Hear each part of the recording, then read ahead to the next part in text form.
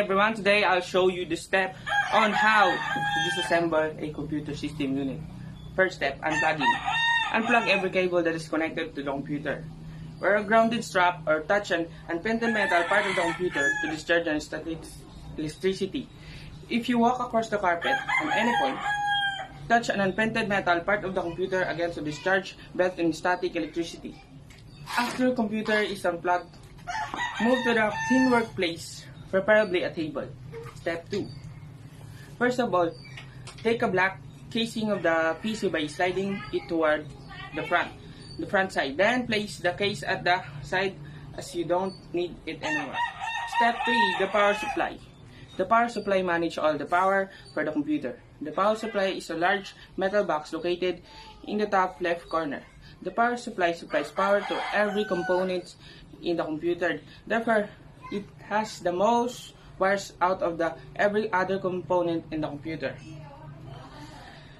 The first thing you do is unplug every wire coming from the power supply. Once everything is unplugged, screw the screw holding the power supply into place on the back of the computer. Next, push the power supply from the outside, then lift it out. Step 4. CD or DVD drive. This is one of the easiest component to remove. Just push the gray metal and pull out the drive. If you don't have a second drive, there should be a flat piece of metal covering the drive slot. Step 5. System fan. Most computers have two fans. The system fan, the one blowing air into the computer, and the CPU fan, the one blowing air into the CPU heatsink. The system fan is located at the back side of the computer, the side with all the components plugged in. First, unplug the fan from the motherboard. You can find the plug by the following wire from the fan. It should be labeled SYS fan 1. Next, you will have to screw the fan from the outside.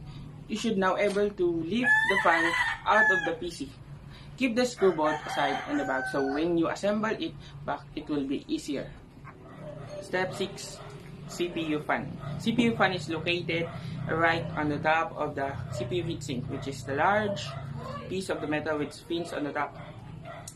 The CPU fan is plugged into the motherboard. It's hard to access, but you just follow the wires and you should be easier to find it. To remove the fan from the heatsink, remove the 4 screw securing it in place. Step 7. Hard drive and floppy disk. Remove the metal casing on the top side of the PC. Remove the hard drive and floppy disk combo from the computer, then remove each. Keep the screw both aside in the bag so when you are assembling it, it will be easier. Next. Step 8. The power switch. To remove the button, you need to push it from the back, the side, and with the wire. Step 9. RAM or random access memory. RAM is the memory or information storage in the computer that is used to store running program and data for the program. So the more RAM you have, the faster the computer runs. Most computers have 4 or 2 RAM slots. To remove the RAM, push down the both tabs holding the RAM into place, which are located at both ends of the RAM. Heatsink. Step 10. Use pliers to slowly twist the heatsink back and forth until it is free of the chips. Use very little pressure when twisting. When the base of the heatsink gets hot enough, you will be able to twist the heatsink off of the chips. CPU. Step 11. Clip the metal bar to loosen the metal clamp that holds the CPU in place. Carefully raise the clamp away from the CPU after you loosen it. Use 2 fingers to lift the CPU out of its socket. Lift the processor directly upward and avoid moving it side to side when it's socket. The motherboard. Step 12. The motherboard is the mother of the computer. The motherboard links every component in the computer together.